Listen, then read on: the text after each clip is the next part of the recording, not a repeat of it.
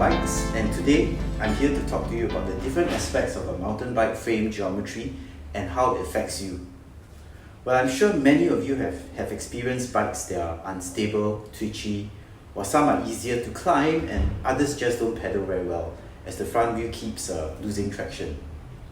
So have you also jumped on a friend's bike and wondered why it is so difficult to manual or bunny hop while it seems manageable on your own bike? Well, this has got to do with bike sizing and geometry. So generally a small person would definitely find a big bike harder to handle, and also if a bike is too small for your size, you'll find it unstable and twitchy. However, there is more to this, so stay tuned to get nerdy with me and find out more. Okay, today let's break down the different and important aspects of geometry on a bike and look at how each dimension affects you and how you feel on the bike. Well, this will also give you an insight on how we design your 4Ti4 bike frame to fit you perfectly.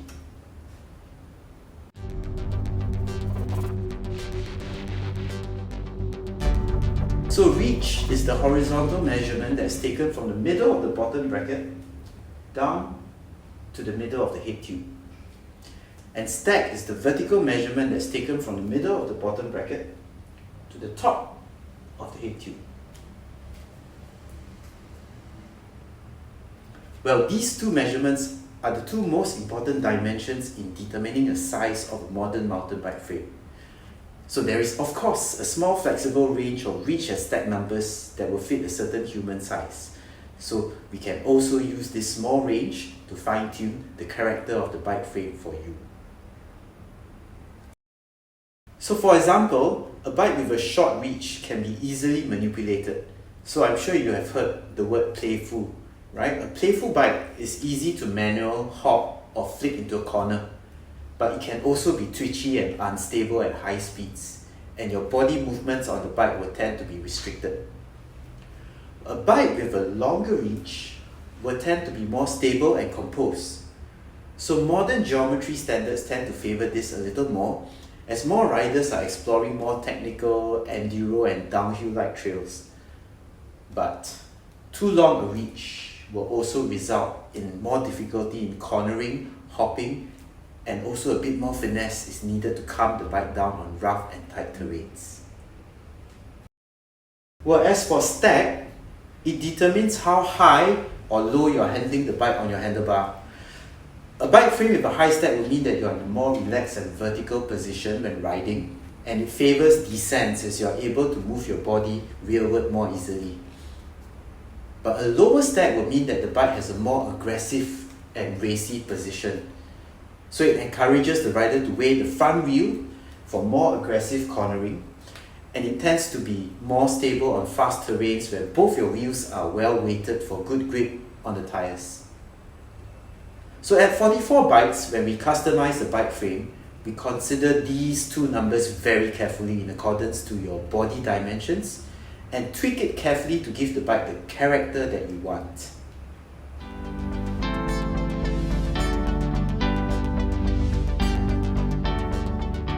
So effective top tube, or ETT, is the horizontal distance between your saddle axis, your seat tube axis, to the center of your headset. So ETT doesn't seem to be an important metric for sizing these days with modern bike manufacturers. However, it is not wise to ignore this metric of measurement. So one important function of ETT is that it determines how stretched or how cramped you feel when you're seated on a bike. So now, for sure, your body position on an MTB is very dynamic, but you should also be in the most relaxed state when you are seated on a bike. So ETT is especially important to get right if you are doing long rides, XC rides, where seated pedaling takes up a good part of your ride.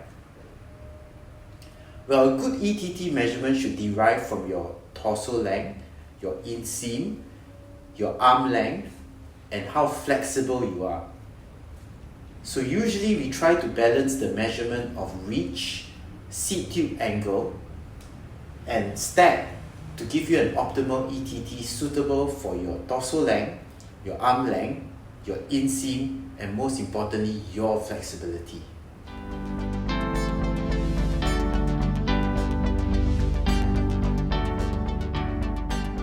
Well, mountain bike head angles have gotten slacker and slacker over the years. Well, this is due to a variety of reasons. Suspension technology and frame hardiness have improved tremendously over the years. Well, this results in riders doing more technical, gnarlier trails on shorter travel bikes. Now, a slack head tube tends to give you that in-the-bike feeling when tackling steep descents and rough terrains, as the front wheel sits further away from your body.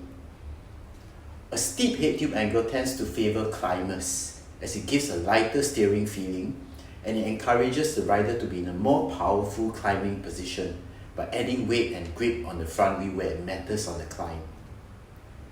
When modern mountain bikes combine a slacker head tube angle together with a low stack and a short stem to give you the best of both worlds, favorable for both descending and climbing.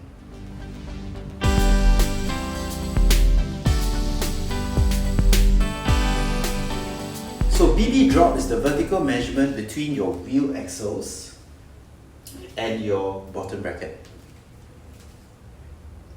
So this determines how low your bottom bracket sits.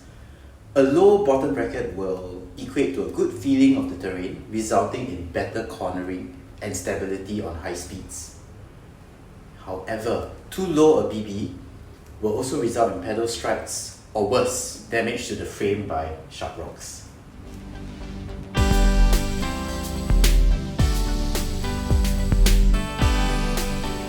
Chainstay length is the measure between the center of your BB to the axle of your rear wheel. Well, a well-balanced bike should have about 60% of your weight on the rear wheel and 40% of your weight on the front wheel. The chainstay length of a bike can be adjusted to get you close to that ideal balance. However, chainstay length can also be varied and tuned to the character of a bike frame. So riders who like a playful and fast handling bike that's easy to hop, manual and corner tend to favor bikes with a short chainstay. On the other hand, a bike with a long chainstay tend to favor more riders who like a more stable and calmer bike on descents. Also, riders who are looser on their bikes will tend to also like this, as this allows them to weigh their rear wheel more progressively on rough terrains and corners.